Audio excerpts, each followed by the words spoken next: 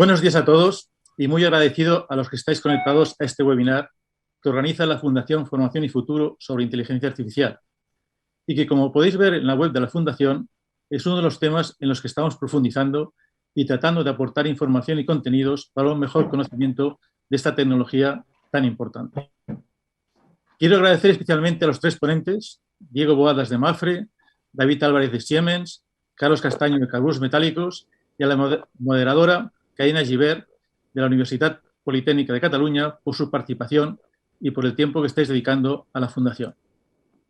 Nos encontramos en una situación en la que los principios sobre los que pivota la transformación tecnológica están muy presentes en empresas e instituciones.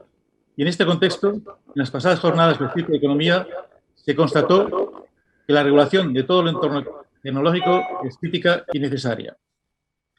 En efecto, nos encontramos en un mundo volátil e incierto, de cambio exponencial, en el que la disrupción está presente en cada actividad. En un mundo tan cambiante no es posible detenerse. Se necesitan crear mecanismos para innovar y reinventarse, pero sin descuidar la eficiencia operativa e identificando fuentes de innovación que sean las más adecuadas para mejorar nuestros procesos. La inteligencia artificial es la capacidad de aprendizaje de ciertos algoritmos para detectar patrones de comportamientos complejos en datos, abundantes y diversos en formato, imitando la inteligencia humana. La inteligencia artificial ofrece tanto descubrimientos como predicciones, que se convierten en decisiones operativas automáticas, ofreciendo una mejora en su precisión, frecuencia y calidad. La inteligencia artificial, por tanto, hace escalables unos procesos que no son escalables con procedimientos humanos, ofreciendo ventajas enormes a empresas y organizaciones que las sepan incorporar a su operativa. Según las principales tendencias, en el ciclo Hart de Gartner para tecnologías emergentes, Top Trends in the Gartner Hype Cycle for Emerging Technologies, indicaba que a partir de los 10 años, la inteligencia artificial se convertirá en la tecnología de mayor impacto debido a diversos factores, como la gran cantidad de datos e información, un gran poder computacional y al avance en redes neurales profundas. Sundar Pichai, CEO de Google, en unas declaraciones recientes en un evento en San Francisco, llegaba a comparar el desarrollo de la inteligencia artificial con momentos como el descubrimiento del fuego o de la electricidad y con efectos increíbles sobre la humanidad. El MIT ha creado un nuevo centro, el Stephen Sparkman College of Computing, con una dotación de $1.000 millones dedicado a reorientar la institución para llevar el poder de la computación y la inteligencia artificial a todos los campos de estudio. La importancia de estos procesos se pone de manifiesto cuando el Plan Nacional de Competencias Digitales incorpora precisamente el Big Data, la inteligencia artificial y la ciberseguridad. Sin embargo, hemos de constatar que todavía hay una reticencia en el uso de la inteligencia artificial en el mundo empresarial e institucional, aunque cada vez existe una mayor concienciación de la necesidad de su utilización. Según Andrés Morales, de KPMG, la velocidad con la que las empresas e instituciones incorporan la inteligencia artificial a sus procesos no es muy elevada, sino más bien lenta, por dos motivos principales. Por un lado, los responsables no terminan de entender exactamente en qué consiste la inteligencia artificial y les cuesta encontrarle aplicación. Y por otro, es difícil asumir de entrada los riesgos asociados a estas nuevas tecnologías. Precisamente por eso, desde la Fundación estamos tratando de potenciar su conocimiento con actividades como este webinar. Es evidente que el impacto de la tecnología en la sociedad es cada vez mayor y, por tanto, las empresas que tendrán éxito serán las que usen modelos para invitar a los clientes, los trabajadores, los socios o el público a colaborar en el desarrollo de su nuevo camino hacia el futuro. Por todo ello, durante la próxima década, estoy seguro de que los robots con inteligencia artificial no reemplazarán a los ejecutivos, pero sí que los que utilicen la inteligencia artificial reemplazarán a los que no lo hagan. Muchas gracias a todos y dejo la palabra a Carina para que modere esta mesa redonda. Buenos días, es para mí un honor moderar hoy esta sesión. Muchas gracias, don Fernando, por sus palabras y a la Fundación por esta labor que realizan y que tanto ayuda a que nuestro sector productivo pierda los miedos a las nuevas tecnologías y contribuye a manejar esa ya conocida y compleja gestión del cambio y a favorecer que nuestras empresas se suban al carro de la transformación digital tan acelerada por la crisis de la COVID y actualmente objeto de agenda en el sector económico, pero también para todos los gobiernos, desde el ayuntamiento más pequeño pequeño hasta las macroestructuras internacionales como puede ser la Unión Europea, ¿no? Nuestro entorno no es una excepción. En la inteligencia artificial irrumpe con fuerza en el sector empresarial. Estamos ya asistiendo a una transformación sin precedentes en la historia empresarial, desde las pymes más pequeñas hasta las grandes organizaciones. Barcelona ha sido ranqueada últimamente como cuarta ciudad más importante para el futuro tecnológico a nivel internacional. Tenemos unas 180 empresas identificadas en el entorno de Barcelona que trabajan en el ámbito de la IA y se espera una demanda profesional del orden de unos 14.200 profesionales en los próximos años en este ámbito, ¿no? Así que hoy nos encontramos con 3 ponentes interesantísimos que nos van a compartir cómo en sus organizaciones la inteligencia artificial ya ha hecho acto de presencia y es un hecho. Y tenemos el placer de tener hoy con nosotros al señor Carlos Castaño. Buenos días, Carlos, que es responsable del área de Business Improvement en carburos metálicos. El segundo ponente de hoy que nos acompaña es el señor David Álvarez López, que es ingeniero industrial de Siemens Healthineers, y Diego Bodas, que es el director de Advanced Analytics de Mapfre. Empezamos, si queréis, con las ponencias. David Álvarez López, director de Salud Digital en Siemens. Adelante, David. ¿Qué tal? Muy buenos días a todos. Muchas gracias, Karina, Fernando, por habernos invitado a esta ponencia, que la verdad en la que participamos con muchísimo gusto y donde os pondremos al día de cuáles son las iniciativas y en qué sentido y en qué dirección vamos trabajando con la inteligencia artificial en Siemens en España, en el mundo de la salud. Yo como director del área de salud digital y auspiciado también por nuestras casa matriz en Alemania, el mundo de la inteligencia artificial últimamente pues, ha tomado muchísimo protagonismo en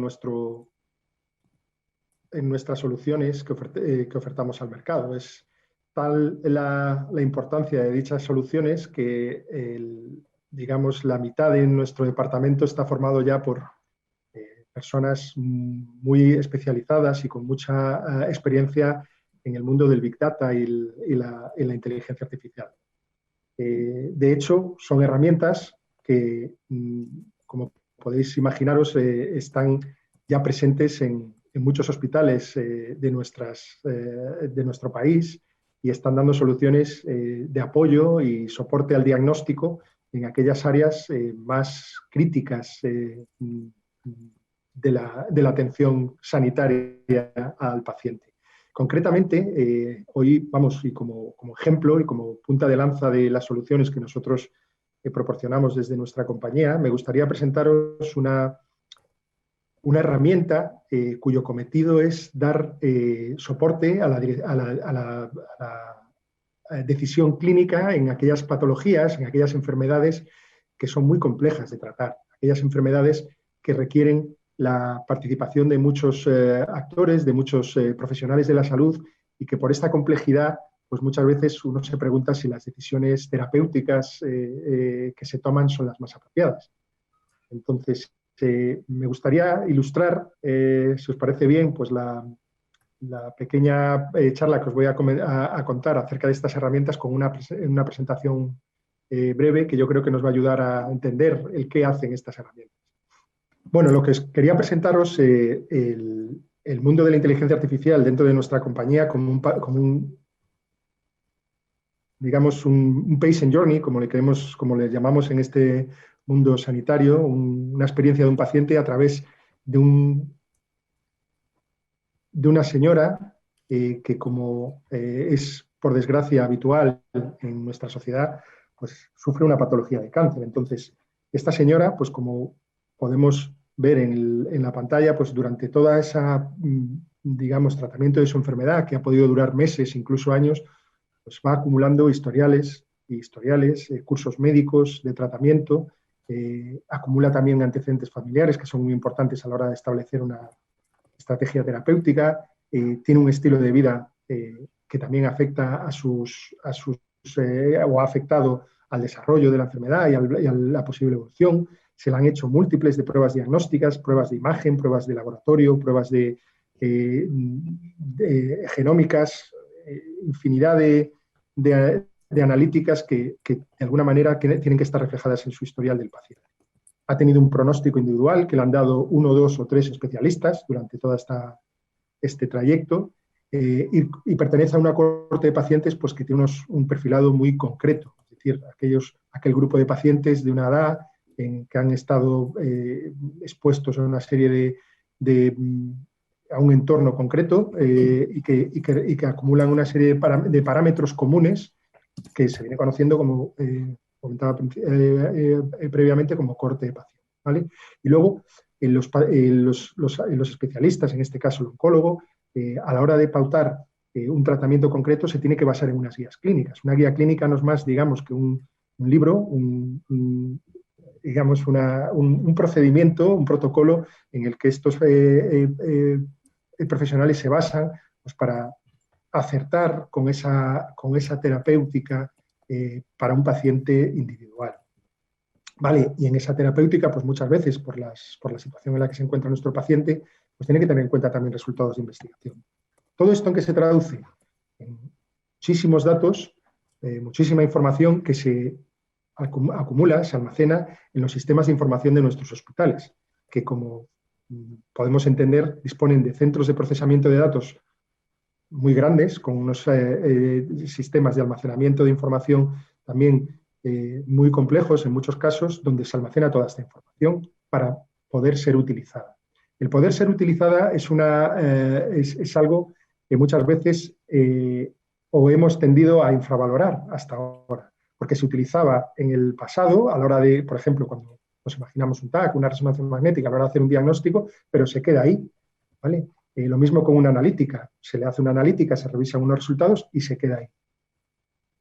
Con el desarrollo y la evolución de las herramientas de inteligencia artificial, que es lo que venimos a explicar, toda esta información que se ha utilizado en el pasado se puede volver a utilizar y se puede cruzar, se puede obtener muchísima información de valor procesada que nos pueden ayudar a tomar decisiones que ayuden a elegir una estrategia terapéutica apropiada para este paciente individual, sobre todo ahora en la era de los tratamientos individuales, que conocemos más, que cada vez salen más en los medios. Es decir, cada paciente, independientemente de la patología que sea, un cáncer de mama, un cáncer de pulmón, que es lo único, muchas veces al final es lo único que tiene en común esa patología. No, porque en cada paciente evoluciona de una forma diferente. Entonces, en Siemens o desde Siemens, ¿qué proponemos? Pues una solución que de alguna manera venga a mitigar todas esas problemáticas que tienen todas estas patologías tan complejas, donde intervienen tantos profesionales de salud y donde tienen que coordinarse para tomar estos tratamientos. Si vamos a estas dificultades que estos profesionales tienen, pues nos encontramos pues que casi con un 40% el problema con que se enfrentan estos pacientes, estos profesionales a la hora de tomar decisiones, es que casi el 40% de ellos afirman que la información relativa a un paciente es difícil de acceder y encontrar. Todos sabemos lo que es una historia clínica digital, pero muchas veces estas historias clínicas o no están bien estructuradas o no contienen toda la información procesada de una forma eficiente. Otra dificultad con que se encuentran los profesionales es a la hora de hacer una estratificación del riesgo y del estadiaje. Es decir, suelen referir que el 75% de las guías clínicas que se utilizan para tomar esas decisiones pues carecen de las herramientas necesarias para hacer una estratificación correcta del riesgo.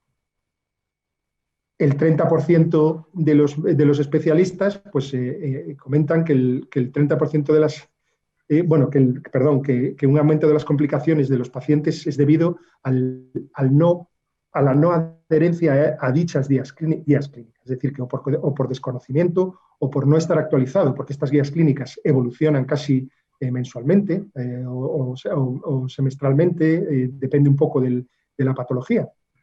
Los conocimientos evolucionan y eso tiene que verse reflejado en estos protocolos. Pues en muchos casos los médicos o no tienen tiempo o no están actualizados en esos cambios de las guías clínicas.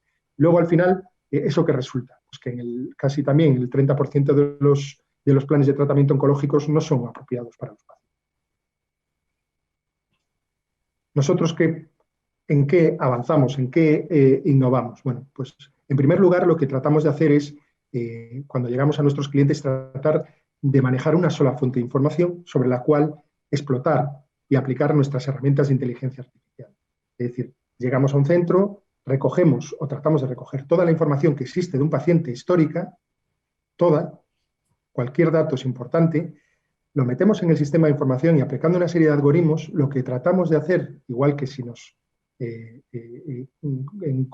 porque al final una guía clínica no es más que un árbol de decisión, es tratar de ubicar a nuestro paciente con toda esa información de la que disponemos, ubicarlo dentro de esta guía clínica, de tal manera que sepamos que el paciente se encuentra en la fase A, B, C de dicho protocolo y nos indique, pues de la misma manera que nos estaría indicando un navegador de un coche, pues cuál es el camino que estamos viendo en color anaranjado que ese paciente debería evolucionar en cuanto a terapias o estrategia terapéutica. ¿Vale? Al igual que nos haría un Google Maps. Perdonadme la analogía, pero la podemos traer a colación perfectamente. Es decir, nosotros estábamos acostumbrados a manejar mapas. Cuando ha llegado el Google, pues el mapa, una vez que el GPS nos ha posicionado en el mapa, pues el mapa interactivo lo que nos va marcando cuál es el mejor camino. Pues de la misma forma que trabajamos en sanidad con este tipo de soluciones. Tenemos una guía clínica como la que estamos viendo en pantalla, con un árbol de decisión. Esto lo digitalizamos y utilizando toda la información y las herramientas de inteligencia artificial posicionamos a nuestro paciente en esa guía clínica. ¿Vale? De tal manera que ya estamos viendo en pantalla lo que puede ser un ejemplo práctico. Al final, el médico, de una forma muy masticada o muy estructurada, si lo queremos decir, ve en pantalla toda la información, ¿vale? Y todos los datos pues que necesita saber de un vistazo, sin perder tiempo, buscando archivos y buscando en los ordenadores la ubicación, en este caso, de este tumor de próstata que puede tener, ¿vale? En qué estadio está, además, ¿vale? Si es un tumor primario intracapsular, si ha tenido metástasis en nodos linfáticos o metástasis distales, todo esto ya el sistema se lo dice automáticamente, porque los trae de estos datos que están almacenados y del procesamiento posterior que hacemos con ellos, indicándole de una forma muy visual, además, cuál es el siguiente paso, el siguiente mejor paso, o como diríamos en inglés, el next best step, que este paciente debería seguir en función del estadiaje en el que está y de la patología concreta que él tiene. ¿Vale? Entonces, al final, lo que la herramienta le va a ayudar a decidir es, primero, cuál es el riesgo, ¿vale? que este tumor tiene en su patología, en su vida. Es decir, cuál es el pronóstico vital a 5 años, a 10 años. ¿Vale? Le va a ayudar a tomar de una forma objetiva y basada en datos, que es como debemos tomar las decisiones en medicina, cuál es la decisión terapéutica más apropiada, personalizando los tratamientos a la situación particular de este paciente, de esta persona. ¿Vale? Así que al final lo que ayudamos es a facilitar una toma de decisión objetiva y planificar el tratamiento al tiempo que considera las preferencias del paciente y las recomendaciones de las guías clínicas. ¿Vale? Y por otro lado, facilita la discusión, porque estamos hablando de herramientas muy estructuradas, muy estratificadas, que nos ayudan a explicarle a nuestro paciente pues, cuál es la evolución que va a tener su patología con muchísimos datos. Una de las cosas que hace la inteligencia artificial, estamos cansados de escuchar, es que se cruzan los datos con pacientes con patologías similares de miles y miles y miles de registros que tenemos actualizados, de tal manera que todos los datos que le vamos a facilitar van a ser datos muy objetivos, ¿vale? Y que además de explicarle y de enseñarle cómo va a proceder en su caso, cuál va a ser la evolución, pues nos ayuda también luego a hacer un seguimiento, ¿bien? Y mostrándole a nuestro paciente cuál ha sido digamos, la efectividad o la eficacia de ese tratamiento personalizado que hemos decidido para él. ¿Vale? Y al final, una de las cuestiones también más importantes que estas herramientas nos ayudan a visualizar, pues son datos de explotación que que nos reflejen pues, de una manera ya más poblacional cómo estas terapias personalizadas están afectando. Si estamos teniendo éxito como a nivel de salud pública, es decir, si el adherirse a las guías clínicas está teniendo una repercusión positiva en la evolución de nuestros pacientes, si el aplicar ciertos tratamientos está teniendo también una eficacia, la eficacia esperada, o si tenemos que cambiar de fármacos, es decir, vamos a tener un cuadro de mandos que además nos va a permitir una homogeneización y una normalización de los tratamientos en nuestros pacientes. Es decir, no vamos a depender solo de lo que nuestro especialista tenga en su cabeza, que seguramente sea mucho y muy bueno, sino que al final las máquinas van a ayudar a digerirle toda esa información que él, por su día a día, no es capaz de hacerlo él solo. Es decir, vamos a normalizar estos tratamientos para nuestros pacientes. ¿Vale?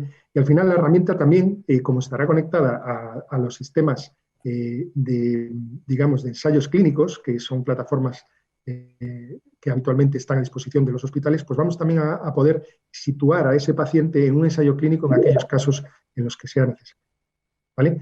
Y sin querer aburriros más con esta información que os doy, creo que he llegado al final de la presentación y con mucho gusto pues luego pasaremos a la parte de discusión y aquí os dejo. Muchísimas gracias, David. Para nada es aburrida la intervención, es súper importante esta tarea que estáis haciendo de transformación del sector salud. Y bueno, David es ingeniero industrial con un máster en bioingeniería, tiene más de 20 años de experiencia en el sector salud y ha trabajado en algunas multinacionales importantes antes de estar en Siemens, ¿no? Y damos paso ahora a muchas gracias por la presentación, damos paso ahora a nuestro segundo ponente, que es Carlos Castaño, que es el responsable de área de Business Improvement de Carburos Metálicos, y él es ingeniero químico de formación y Black Belt en Lean Six Sigma.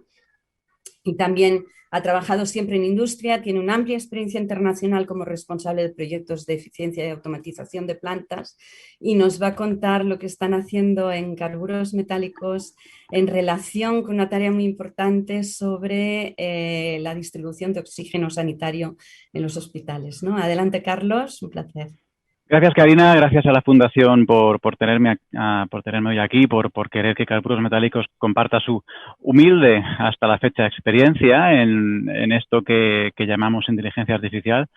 Pido perdón a mis compañeros ponentes de antemano porque tal vez yo le quite un poquito de glamour a esto que representa representa la inteligencia artificial, contando un caso práctico que por suerte hemos podido ejecutar y por suerte ya es cosa del pasado.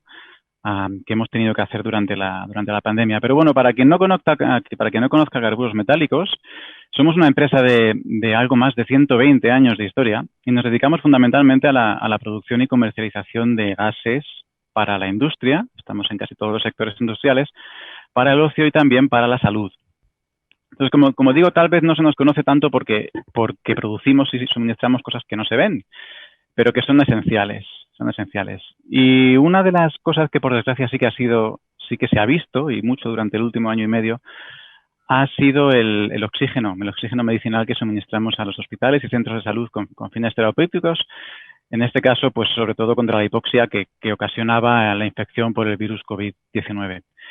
El caso de uso que explicaré está relacionado con la logística del suministro de oxígeno medicinal a los hospitales, que durante cada una de las oleadas que hemos tenido de COVID, pues ha sido importante y se ha tensionado bastante. Un modo de suministro habitual del oxígeno medicinal a los hospitales es a granel, como líquido criogénico en cisternas de este tipo, ¿no?, que veis aquí. Este es el oxígeno que se usa principalmente en las hospitalizaciones y en las UCIs. La necesidad de oxígeno medicinal durante la crisis de COVID pues, se ha llegado a multiplicar por 10 en los meses de oleada. Esta situación, pues como os imaginaréis, como he dicho antes, tensiona bastante la logística y afortunadamente hemos podido adaptar la producción para abastecer puntualmente y sin demora a ningún hospital, en nuestro caso, de España y de Portugal. Y una parte muy importante de eso lo hemos conseguido gracias al uso de los datos, o lo que se puede conocer como inteligencia artificial. ¿Cómo? Pues desde la primera oleada de marzo, abril de 2020, ya vimos, ya también se comentaba mucho en prensa, que las hospitalizaciones llevaban un decalaje de entre 10 días y 2 semanas con los contagios, ¿verdad? Entonces, al fin y al cabo, nosotros suministramos una vez que el paciente está hospitalizado. Esta correlación que además nosotros probamos y variaba según provincias, no tanto por la naturaleza del virus, sino por la forma en la que las provincias y las comunidades daban los datos, nos permitió modelar, ¿vale? Modelar. Y aquí cuando digo modelar es una cosa muy sencilla, ¿eh? Los que tengáis un poco de conceptos estadísticos, al final son regresiones lineales múltiples, que resultó ser el modelo que mejor predecía, ¿eh? Entonces pudimos modelar el número de hospitalizaciones que venían siguiendo los contagios que veíamos todos los días en prensa y en televisión. Con lo cual, en base a eso, en función del número de hospitalizaciones, nosotros sabíamos la cantidad de oxígeno que iba a ser necesaria para suministrar. Y lo sabíamos con 2 semanas de antelación. ¿Qué nos permitía eso? Pues lo primero y más importante es, bueno, una buena planificación, tomar decisiones que la logística, digamos, pues dónde tenemos que poner más medios, que redirigir a cisternas, que instalar tanques, como el que veis aquí, una cisterna provisional, ¿vale? Para poder atenuar ese pico. Entonces, al final, ya digo, es algo que no va a tener mucho glamour, pero sobre todo las decisiones que finalmente se tomaban en base a esto, se tomaban con un equipo, se siguen tomando todavía, aunque por suerte ya no lo necesitamos tanto, un equipo multidisciplinar, pero lo que sobre todo aporta esto, esta visión, este modelado, esta inteligencia este procesado automático de datos que aprendía cada día de los contagios que veíamos y de los hospitalizados, es tranquilidad. Tranquilidad, confianza, saber que lo que tenemos que hacer, porque va a pasar lo que la máquina, y la máquina ya digo que es un sistema es un cálculo, pues predecía lo que iba a pasar.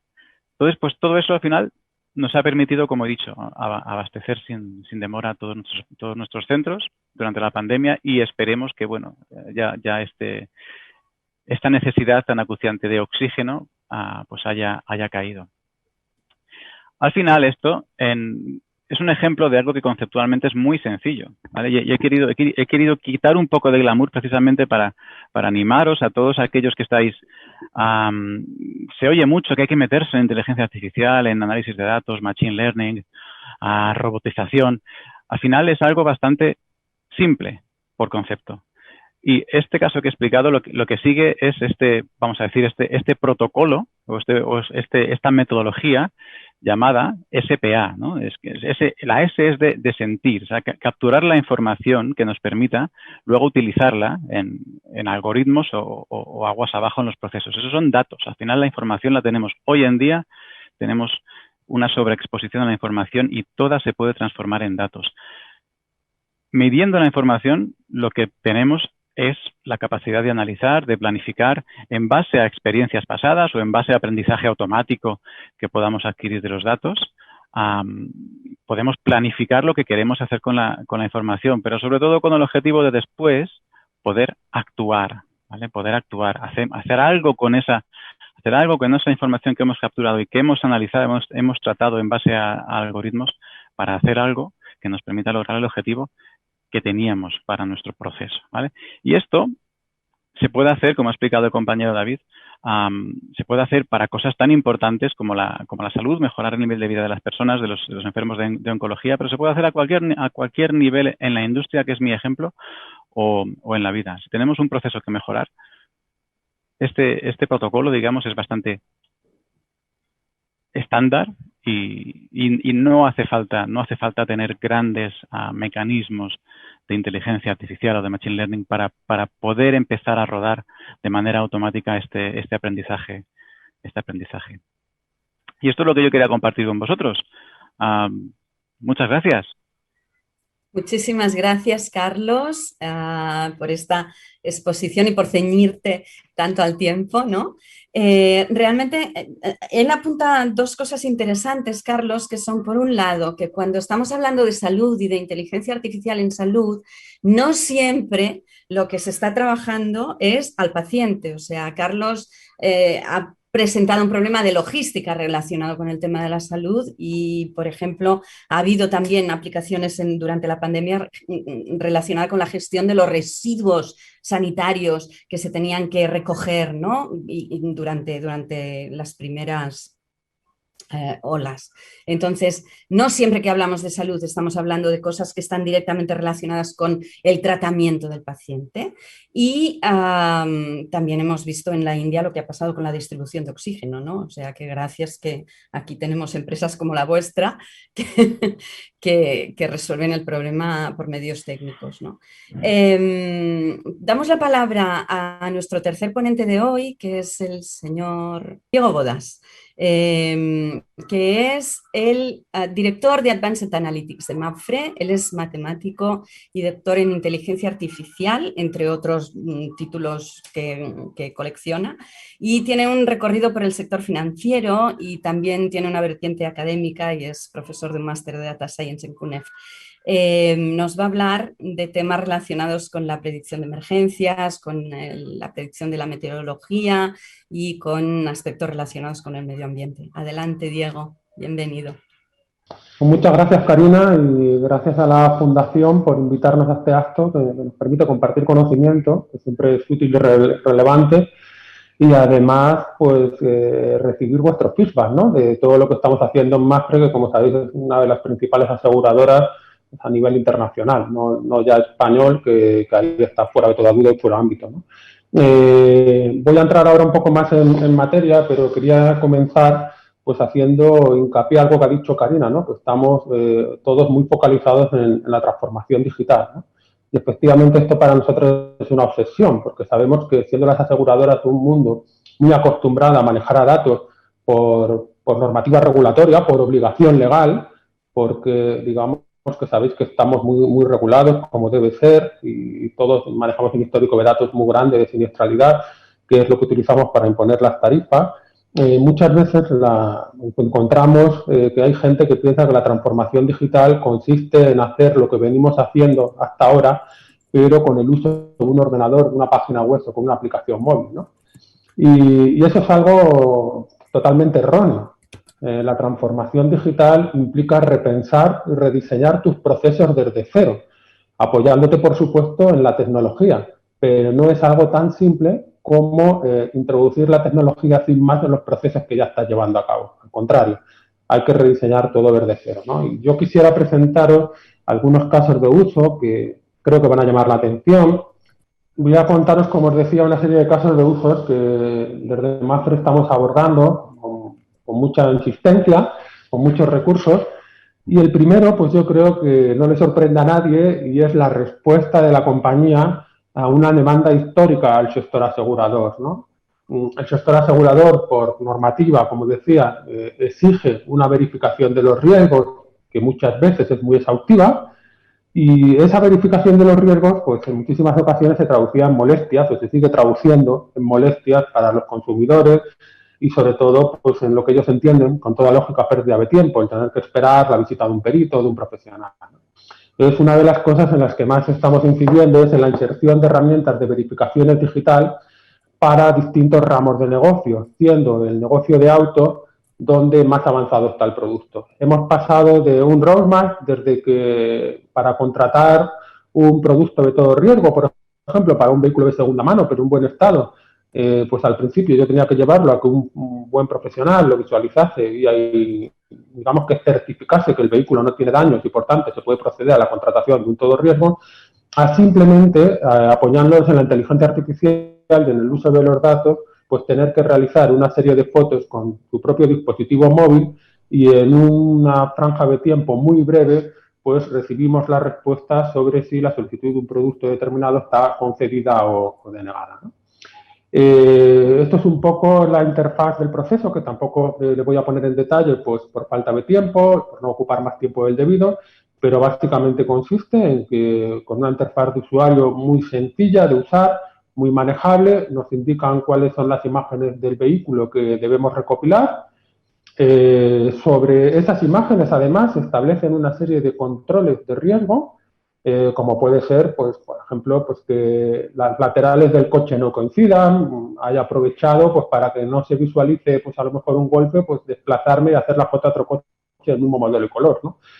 Pues ese tipo de, digamos, de trucos, por decirlo de alguna forma, son detectadas por la aplicación y levantan alarmas para que se pueda actuar en consecuencia.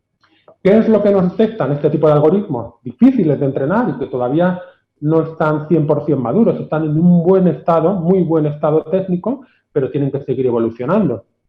Por las que nos marcan son las zonas que están dañadas del vehículo, de la carrocería, porque es cierto que este tipo de soluciones basadas en verificación digital, basadas en imágenes, pues los daños internos del vehículo pues no los apreciaría en primera instancia.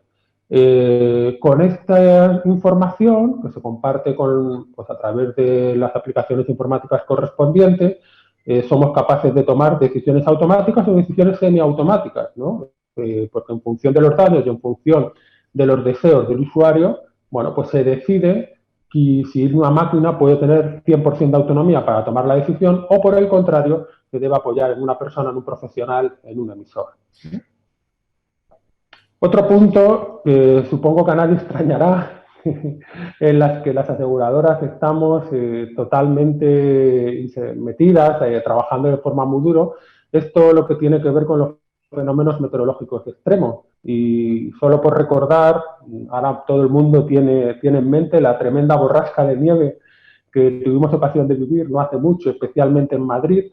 Bueno, pues en una semana, bueno, en la primera semana de pandemia, bueno, pandemia no, de borrasca, ¿no? O de fenómeno atmosférico adverso, en la primera semana de Filomena, tuvimos ocasión de registrar 16.000 expedientes. Y un expediente, pues luego a su vez, podría implicar servicios de reparación varios.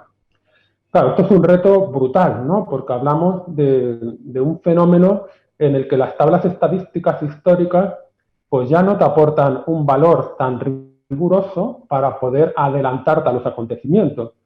Y esto es algo muy complicado para la compañía. Y pongo algunas cifras que nos ayudan a entender a qué nos enfrentamos.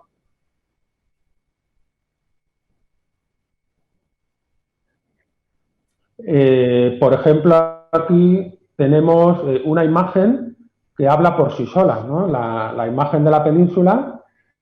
Voy a poner un poco para apoyar el puntero, donde es impresionante la cantidad de la península que está ocupada por nieve, ¿no?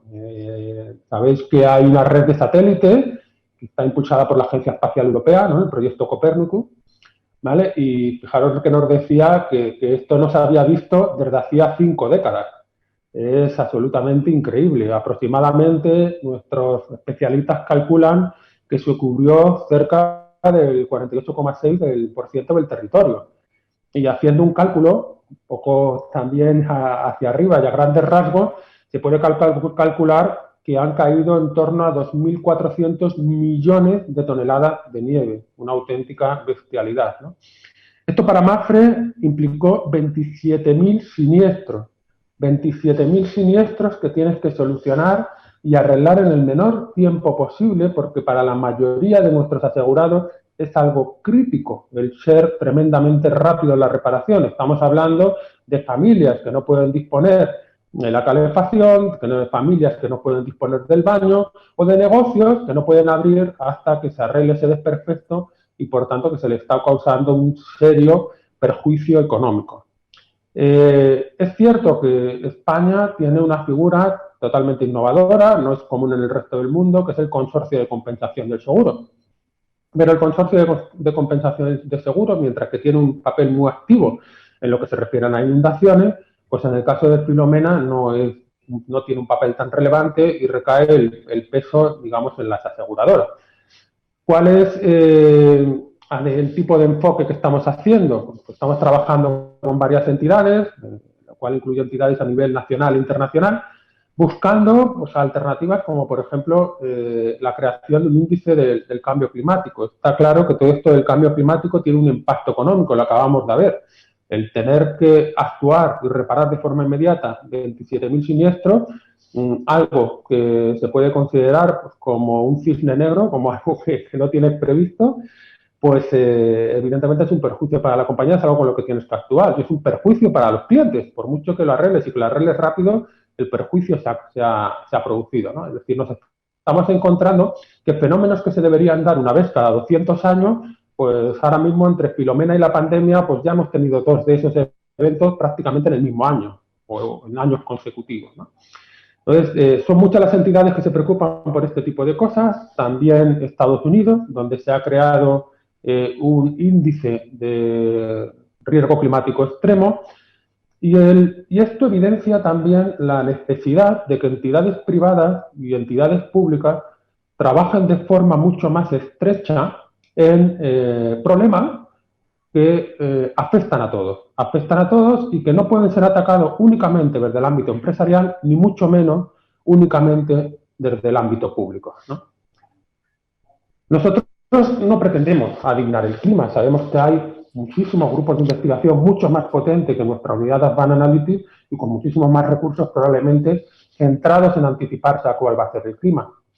Pero nuestros modelos de inteligencia artificial sí que pueden intentar estimar cuál es el impacto que esas alertas meteorológicas que estamos recibiendo de nuestros proveedores pueden tener en nuestra actividad, pueden tener en nuestro call center, pueden tener en nuestros servicios de reparación, pueden tener en la apertura de siniestros. Y ahí es donde queremos actuar, anticipándonos a los problemas para intentar planificarnos de forma previa a que a una vez cuando ya se ha dado todo el problema ya hay que actuar y hay que reparar de forma muy rápida. Otro ejemplo que todos tenemos en mente pues es la seguridad informática, ¿no? Los ciberataques. Y ya con este último caso de uso voy a finalizar. Pero, ¿qué es el ciberriesgo? Mapfre fue la primera compañía española en asegurar los ciberriesgos, algo que es tremendamente complejo. Creo que no hace falta que lea lo que es un ciberriesgo, todo más o menos lo tenemos en mente, todos sabemos los problemas que ocasiona. Pero hay una característica muy importante del ciberriesgo y es que es global. Lo explico.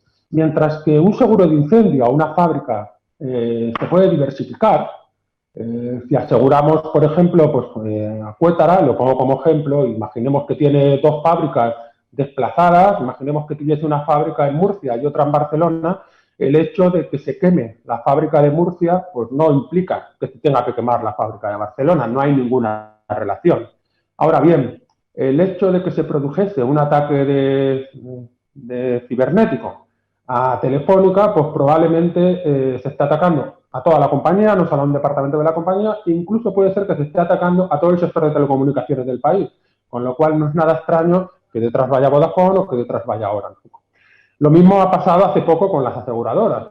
Nosotros sufrimos un ciberataque y ha aparecido en los medios de comunicación que detrás del ciberataque a Mapfre pues hubo otros ataques a otras aseguradoras. Lo mismo ha sucedido con hospitales. Se ha atacado ciertos hospitales y no ha sido un único hospital el que ha sufrido el ataque, sino que detrás han venido otros hospitales. Este tipo de fenómenos globales de alta frecuencia son muy difíciles de asegurar y al mismo tiempo es prioritario que hagamos algo porque digamos que la actividad económica, la solvencia de la actividad económica, el garantizar la actividad económica, depende de tener un sistema de seguros fiable y un sistema de seguros escalable, ¿no? Y es uno de los grandes retos que tenemos, cómo actuar, cómo asegurar este tipo de eventos, ¿vale? El origen del ciberriesgo puede ser todo, puede ser de doble vía, efectivamente puede tener un origen no malicioso, como es derivado, por ejemplo, de una inundación, de un fallo técnico, pero aquí nos estamos refiriendo, lo que más nos cuesta gestionar, evidentemente, son aquellos ciberataques que están originados pues, con algún tipo de intención absolutamente maliciosa de pues, obtener una recompensa económica a cambio de liberar tu sistema y de volver a la normalidad, ¿no? Aquí existen varios retos. Por supuesto que esto se monitoriza, se ponen dashboards de control, se generan modelos para intentar estimar hacia dónde se van a dirigir esos ciberataques, se calcula la propensión de ciberataque por áreas, por software, por compañía, pero al final es algo muy complejo. En primer lugar, porque muchas compañías que están siendo atacadas no lo saben. En segundo lugar, porque algunas que han sido atacadas pues son reacias por algún tipo de prestigio corporativo a decirlo y, por tanto, a comunicar datos y a compartir datos para su análisis. Y de nuevo nos encontramos con un ámbito de actuación donde la colaboración público-privada es absolutamente indispensable, porque no hay una sola compañía en el mundo, en mi opinión, que trabajando de forma independiente puede dar solución a esto, porque realmente, lo estamos viendo yo creo en el último año, el volumen y la dimensión que están tomando los ciberataques es absolutamente, iba a decir, ¿no?, y tanto impredecible como muy preocupante, y es clarísimamente una preocupación muy grande para el desarrollo económico y para la estabilidad de muchas compañías. Y no quería extenderme más, ¿no? Un poco también por respetar los plazos. Luego, si estáis interesados, pues luego podemos discutir sobre alguna de las cosas que hemos visto. Muchísimas gracias, Diego, por esta intervención que pone sobre la mesa unos retos importantes de esta transformación digital y que efectivamente tienen un impacto tan fuerte en la actividad económica, pero también en la seguridad de las personas, ¿no? Si os parece, después de estas tres intervenciones que nos han dado este panorama general de en cuántos lugares diferentes la inteligencia artificial puede estar aportando soluciones a nivel empresarial, podríamos pasar a un turno de coloquio, de debate con nuestros ponentes, donde, bueno, yo voy a ir dirigiendo preguntas indistintamente y vamos contestando, ¿no? Empiezo con Carlos, que es importante lo que apuntabas de quitar hierro a la complejidad de insertar inteligencia artificial en la empresa, ¿no? Es cierto que ahora hay una cierta impresión por parte de empresas que están por empezar, ¿no? Entonces, mi primera pregunta sería para ti, pero después también para que los otros ponentes te den réplica, es ¿cuánto tiempo hace que tu organización empezó a plantearse incorporar la inteligencia artificial en los procesos? ¿Y cuánto tardaron en tener la primera implantación en producción? Y entonces me gustaría también un poco que valorarais hasta qué punto la crisis de la COVID ha acelerado la implantación de la IA y si lo hubierais podido hacer sin tener ya cosas en marcha, como si dijéramos, ¿no?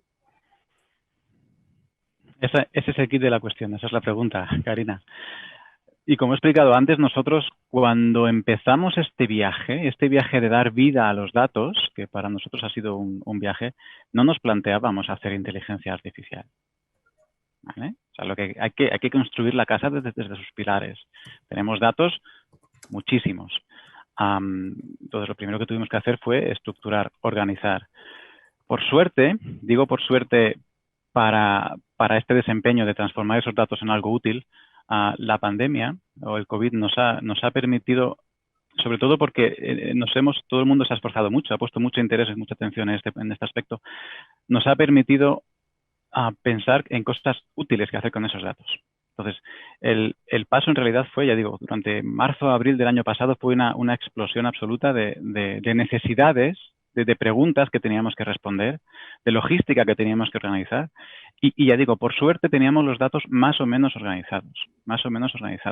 Entonces, este programa que he explicado realmente llevó más tiempo, aunque si tuviéramos que repetirlo, llevó más tiempo porque nunca lo habíamos hecho. Digamos, nos lanzamos a la piscina de decir, si tenemos una pregunta que queremos empezar a resolver, pues tuvimos que probar muchas cosas. Si tuviéramos que repetirlo ahora, sería muy poco tiempo. En una semana lo podríamos tener en producción, seguramente. Muchas gracias. ¿Qué nos cuentan desde Siemens y Carburos Metálicos? Bueno, aquí desde Siemens, vamos a ver, efectivamente el tema de la pandemia pues, ha acelerado en cierta medida algunas iniciativas, pero sí que es cierto que ya desde hace muchos años, quizás a lo mejor un lustro podríamos estar hablando, estas soluciones de inteligencia artificial no a lo mejor el ejemplo que os hemos puesto antes, sino alguna ya basada en imagen, en detección de hallazgos, en estudios de imagen diagnóstica, como puede ser TAC y resonancias, pues sí que sí que ya veníamos trabajando con ellos. No, sin embargo, sí que es cierto que un poco tomando la literalidad de tu pregunta, Karina, donde creo que estamos un poquito más verdes y que sí que es cierto que la pandemia ha ayudado a acelerar los procesos, es la adopción de estas tecnologías en la práctica clínica. Esto se veía hace tiempo pues, como una especie de herramienta exótica, donde, bueno, aquí lo importante es lo que diga el médico, lógicamente, y seguirá siéndolo así, pero bueno, como que sí, bueno, un juguete más, ¿no? Pero sí que es cierto que ahora estas cosas se ven de otra manera y estas herramientas ahora pues, juegan un rol, un papel mucho más fundamental en la decisión en muchas patologías. Pero insistiendo en que aún tenemos mucho trabajo que hacer a la hora de llegar y traerlas, implementarlas dentro de los procesos clínicos y asistenciales de nuestros clientes. Ahí es donde tenemos mucho trabajo que hacer. Es decir, no esa tanto cosa de buscar cómo se inserta el dato en el proceso de decisión, ¿no?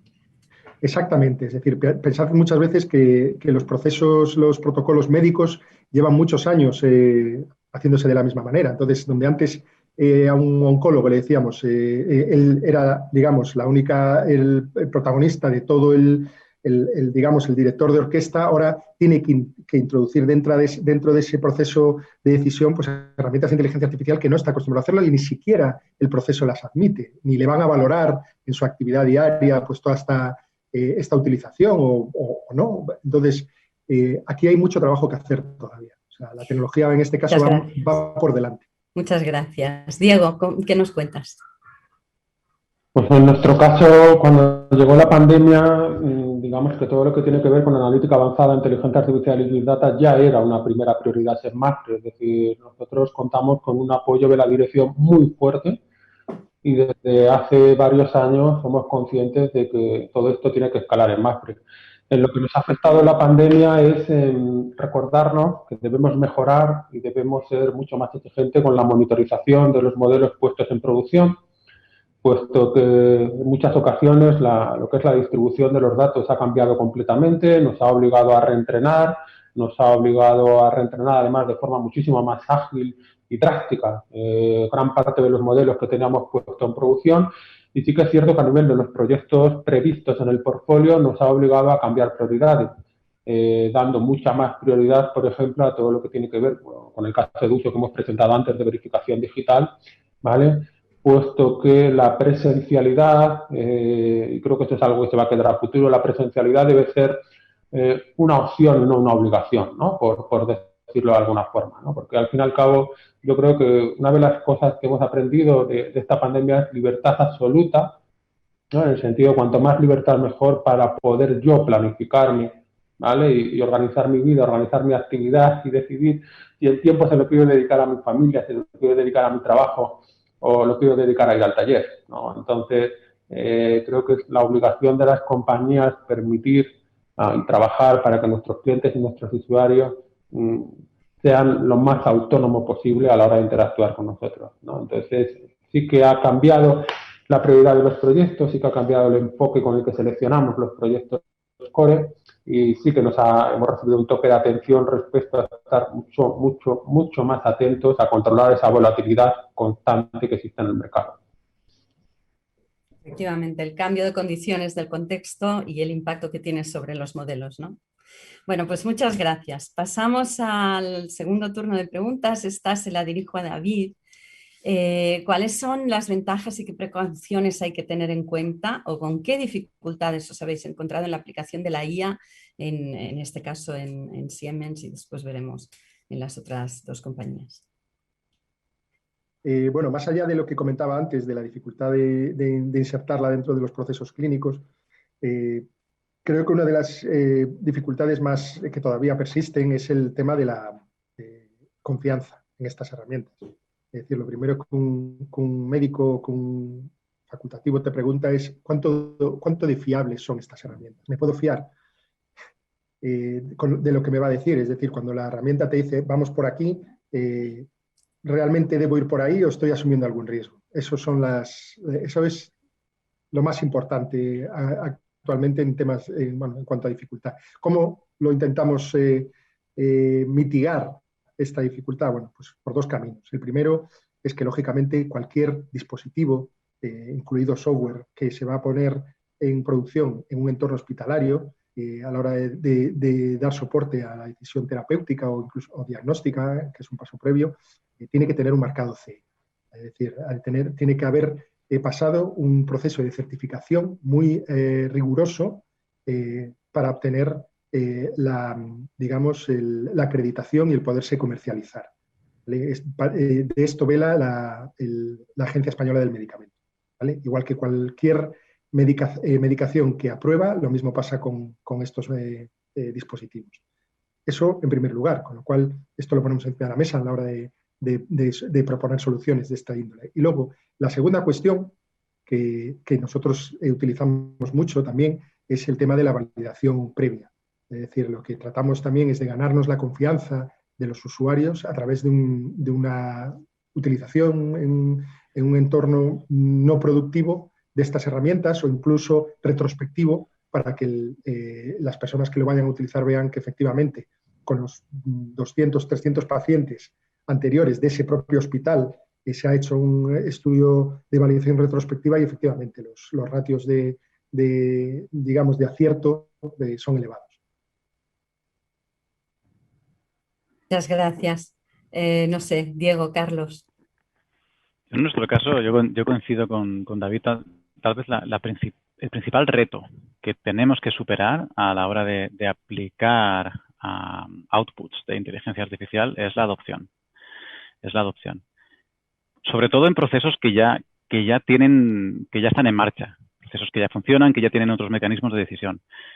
Procesos nuevos, como en nuestro caso, digamos, el COVID lo que ha sido es una novedad para muchos, ¿no? Entonces, pues, no teníamos ninguna otra forma de organizar algunos procesos, con lo cual, digamos, un algoritmo que aprendiera solo y que los equipos únicamente recibieran su output, como no tenían nada más, ya nos vino bien, ¿verdad? Lo que es complicado es cambiar esa gestión del cambio para que se adopten las nuevas tecnologías. Yo creo que es el reto al que nos enfrentamos. Yo estoy de acuerdo con lo que han dicho los compañeros anteriormente. En el caso de una empresa tan grande, con tantos servicios, con tantos millones de clientes, evidentemente otro de los grandes retos es la puesta en producción de los modelos analíticos. Pero cuando dices esto, muchas veces la gente piensa que te cuesta poner en producción, poner en producción un modelo analítico, generar una API o generar un servicio web, como que no es lo mismo, pero como cada uno lo quiera entender, desde el que se pueda consumir un modelo analítico es muy fácil. Ahí no está el problema. El problema es que en el día a día se utilizan una serie de aplicativos y al final ese valor que el modelo devuelve se tiene que integrar en el flujo de trabajo del aplicativo. Y eso implica muchas modificaciones. Eso es muy problemático porque además muchas veces los modelos de inteligencia artificial tienen un valor teórico, tienen una bondad teórica sobre el papel, pero tú puedes tener un excelente modelo de inteligencia artificial y ser un fracaso absoluto, porque no depende solo de lo bueno que es el modelo, sino que cómo se usa. Entonces, se pueden hacer, ya se están haciendo, extraordinarios modelos de inteligencia artificial, pero el activarlo implica ir más allá, implica una excelente fase de comunicación, implica formación, compartir y transparencia, ¿no? Y sobre todo involucrar a toda la organización, pero involucrarla de verdad. Aquí no hay centros de excelencia que valgan, porque yo sé de buena mano que la verdadera excelencia es la que atiende a la gente que entra a la oficina, ¿no? Porque estas son las personas que tienen años y años de experiencia y son los que conocen dónde está el problema y qué es lo que siente el cliente, ¿no? Entonces, al final tienes que crear equipos mixtos, donde todas las opiniones son buenas, todas las opiniones se escuchan y eso es muy complicado, ¿no? Sobre todo en empresas grandes es algo que sabemos que hay que hacer, pero que no es fácil gestionar. Bueno, pues tenemos aquí un panorama de cosas a tener en cuenta cuando uno se plantea poner en marcha este tipo de tecnologías, ¿no? Esta pregunta la dirijo un poco a todos. En esta mesa tenemos a un químico, un ingeniero industrial con background en bioingeniería y a un matemático con un doctorado en inteligencia artificial. Todos vosotros estáis liderando aplicaciones de inteligencia artificial en vuestras organizaciones. Y esto liga un poco con lo que comentaba Diego hace nada, ¿no? ¿Qué perfil creéis que es el ideal para liderar la transformación de una organización y la incorporación de la IA en esta transformación? Y también me gustaría que comentarais un poco cómo son vuestros equipos, o sea, qué perfiles forman el equipo para los desarrollos que nos habéis contado. Podríamos empezar, por ejemplo, con Carlos. Bueno, en nuestro caso, claro, una cosa que he obviado decir antes, pero es importante mencionar, es que la industria está, digamos, tiene y usa modelos analíticos desde hace muchos, muchos años. En nuestro caso también. O sea, tenemos inteligencia artificial, machine learning en las plantas, modelos de optimización. El reto que nosotros y que nuestro equipo está emprendiendo ahora es la integración de o digamos, la utilización de esos modelos avanzados, analítica avanzada, en el mundo del negocio, de cara al cliente, al servicio al cliente. Es un poco como mis compañeros también han comentado antes.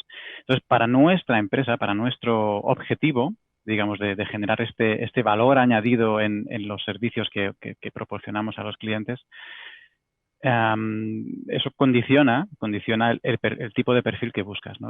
Trabajamos más en las áreas de negocio y de logística. En mi caso, pues, por ejemplo, tenemos gente, la verdad es que muy buena, que ha estudiado, por ejemplo, AD, Administración y Dirección de Empresas. Lo que es crítico, lo que es importante, es que les guste. Porque hoy en día, y tal vez así no era antes, pero hoy en día muchos programas y muchos software de AI o de Machine Learning, digamos que acerca bastante al usuario a la capacidad de programar. No hace falta ser informático. No hace falta tener un conocimiento extenso en lenguajes de programación. Entonces, yo lo que busco es gente joven, porque son nativos digitales, ya saben lo que la tecnología les puede aportar. Y sobre todo que les guste, que tengan ganas de probar, de equivocarse, de seguir, y capacidad de resiliencia, de equivocarse pero salir y saber que creas un modelo buenísimo que, como ha dicho Diego, luego no se adopta, no se usa, pero no pasa nada, tenemos que seguir insistiendo.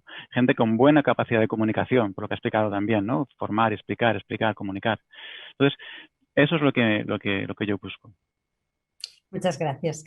Si queréis comento, en nuestro caso quizás es un poco particular en el sentido de que las aseguradoras somos compañías muy, muy, muy reguladas. Algo que no se puede permitir nuestra compañía es poner en producción un modelo que tiene lagunas técnicas. Es decir, aquí distinguimos varios perfiles. El perfil de científico de datos tiene que ser un perfil técnicamente muy potente. Yo, por ejemplo, llevo ya muchos años dando clases de máster de Data Science.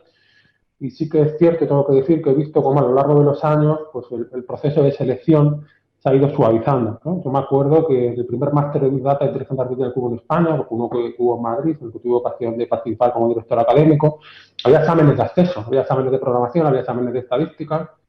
Hoy es muy difícil, ¿no? O cada vez es menos frecuente que haya exámenes de acceso en estos másteres, ¿no? Entonces, nos encontramos a veces con ciertos científicos de datos que lo que hacen es manejar librerías y que no siempre tienen un conocimiento de lo que hay por debajo de esas librerías.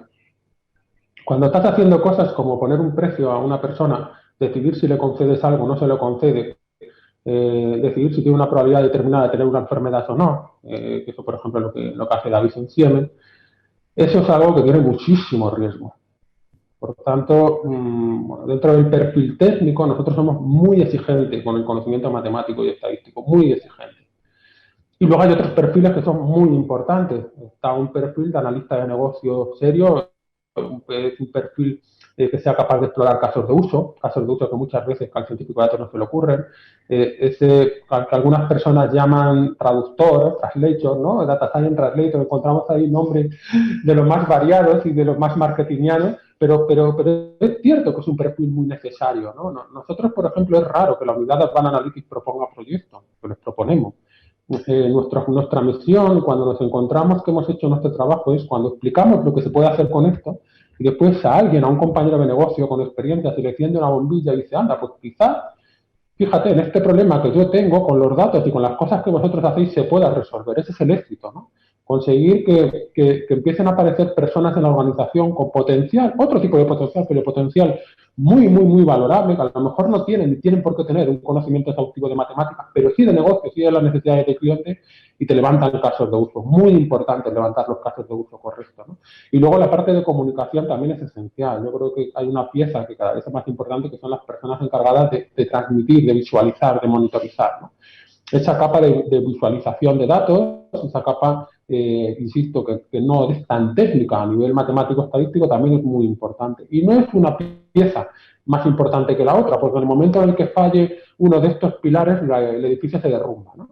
Pero en resumen sí que es personas con mucho conocimiento del negocio, con mucha iniciativa, gente que conozca metodologías innovadoras para generar casos de uso como design thinking, la parte de comunicación, visualización y la parte del científico de datos que, dando importancia a comunicación, a conocimiento de negocio, por supuesto, porque tiene que tener una base, sus fundamentos matemáticos y estadísticos tienen que ser muy potentes para entender lo que está produciendo.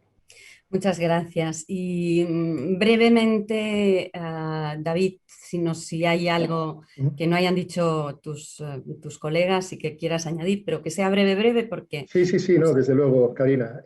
Bueno, en el caso de Siemens, nuestros productos están muy enfocados al usuario final.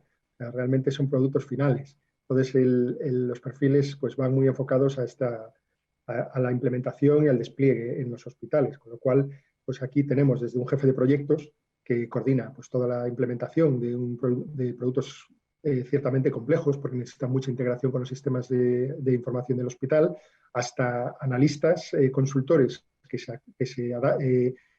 cuyo cometido es entender los circuitos y los procesos para adaptar estas herramientas a la rutina de ese hospital concreto, hasta analistas o ingenieros de datos que lo que hacen luego es operar estas plataformas.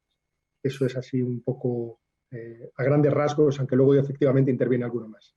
Muchas gracias. Lo que se ve aquí es que en función del rol que juega esta IA hacen falta unos perfiles más o menos técnicos o más o menos de negocio, ¿no? Y que el ámbito multidisciplinar es importante.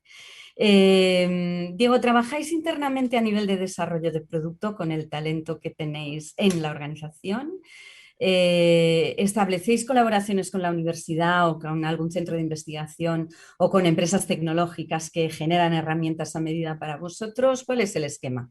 ¿Cuál es el esquema en el que esta IA entra en vuestros tracks?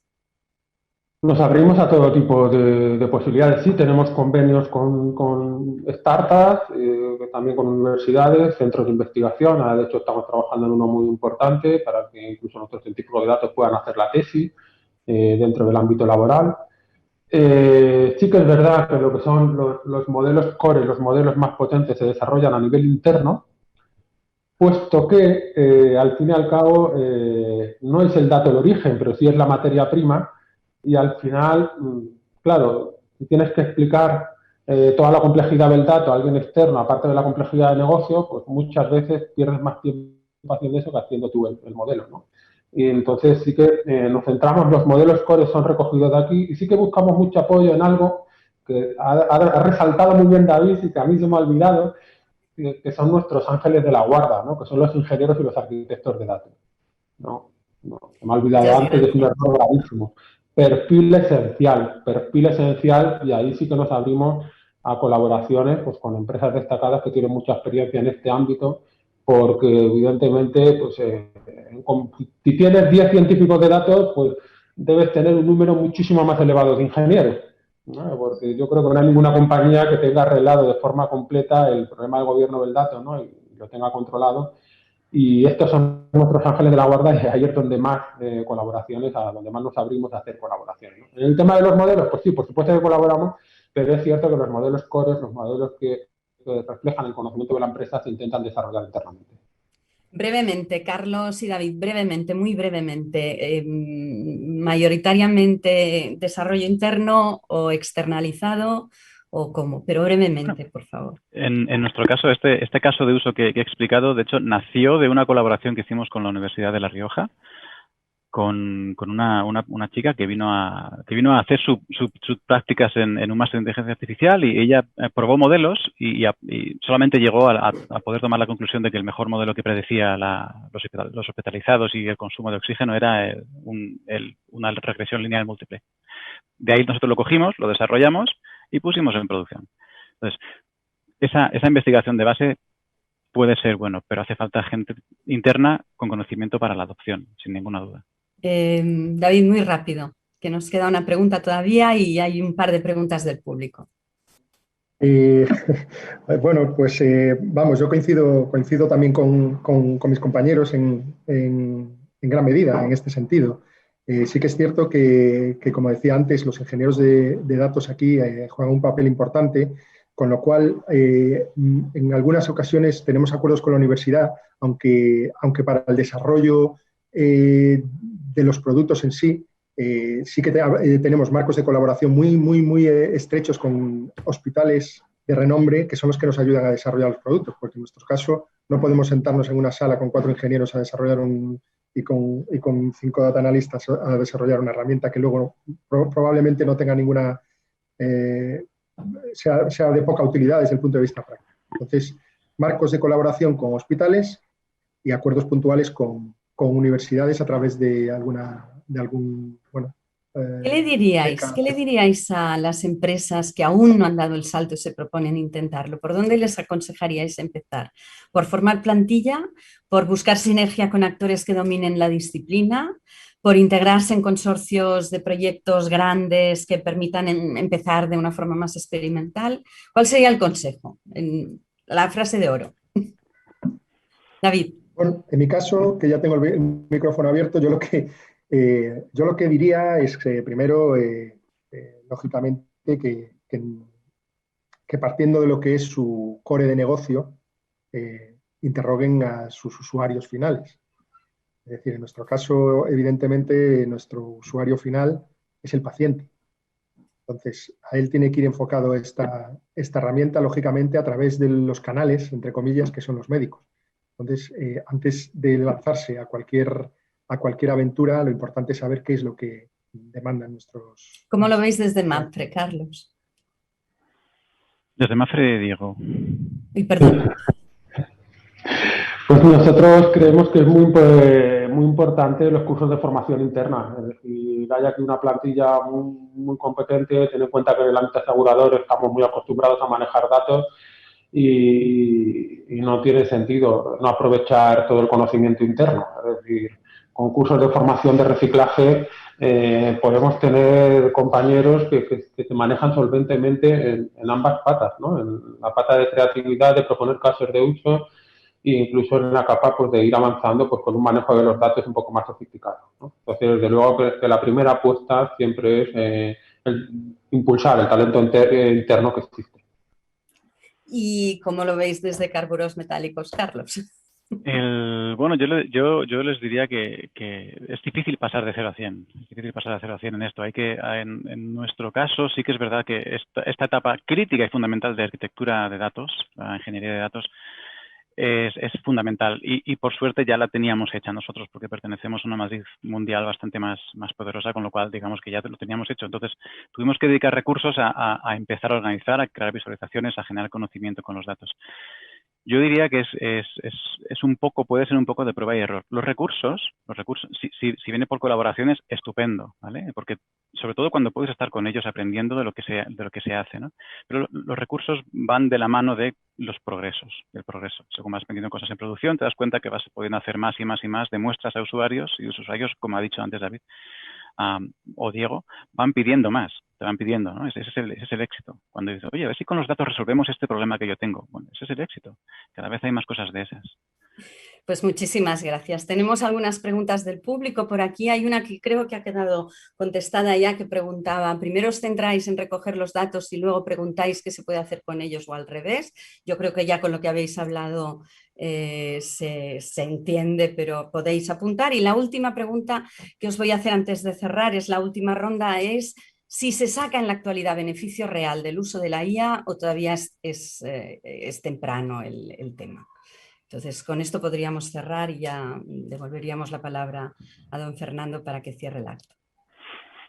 Yo, en mi opinión, ya digo, la IA es muy amplia, es muy amplia. Y por supuesto que se saca beneficio. Si pretendemos una IA que haga todo por nosotros, es más complicado. Posiblemente nadie haya llegado hasta ahí. Si pretendemos una IA que nos haga la vida más fácil, sin duda, ya la tenemos hoy integrada en nuestra vida. Diego.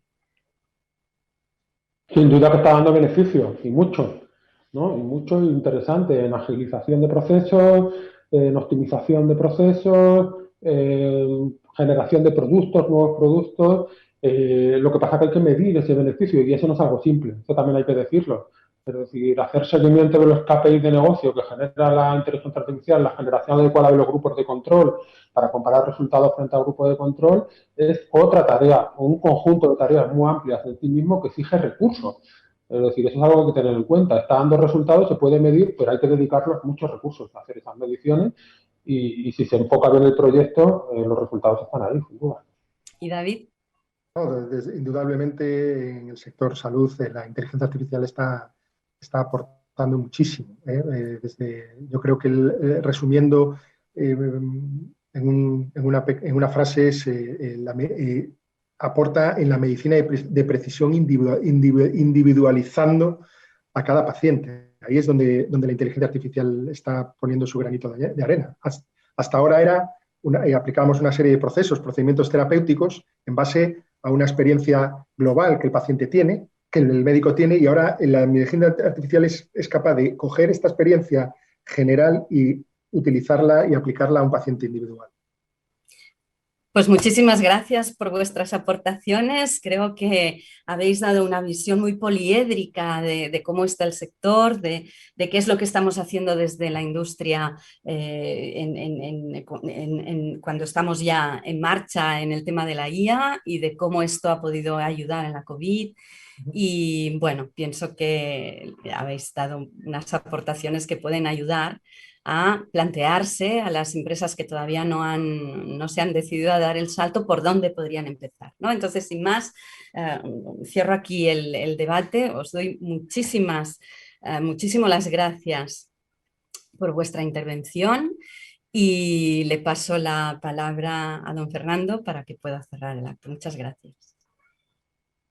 Pues muchas gracias a todos, a los ponentes, a la moderadora, pero fundamentalmente porque, por un lado, los casos que habéis explicado, pues realmente es una aplicación práctica de hasta dónde puede llegar la aplicación de la inteligencia artificial, que yo por la experiencia que tengo en las distintas empresas en las que estoy vinculado, pues cuesta mucho introducir, y de ahí que me han gustado mucho las preguntas que ha hecho Karina en cuanto que realmente habéis puesto de manifiesto la dificultad que hay que dentro de la práctica diaria de una empresa, pues puedes introducir estos procesos y la gente crea en ellos y le dedique el tiempo que hace falta, porque realmente viendo una cultura de aplicar unos procesos ya durante muchos años y realmente cambiar esos procesos, replantearse y que puedan creer que estos nuevos les van a facilitar mucho más la funcionalidad dentro de la empresa, pues realmente ese es el reto que creo realmente que tienen nuestras empresas, ¿no? El que dentro de la práctica diaria se pueda introducir realmente, y de ahí que los ejemplos que vosotros habéis puesto es una realidad de que